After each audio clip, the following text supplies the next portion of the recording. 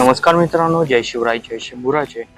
पुण्याच्या हाकेच्या अंतरावर म्हणजेच 49 किलोमीटर अंतरावर महाराष्ट्रातील एक असं अनोखं मंदिर जे वर्षातील 8 महिने धरणाखाली बुडालेलं असतं.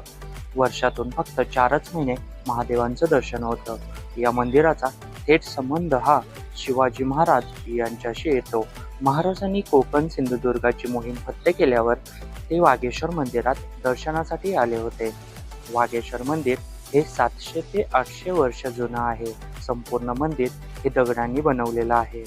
हेमाडपंथी शैलीत असलेलं वागेश्वर पर्यटकांचं विशेष आकर्षण बनलेलं आहे.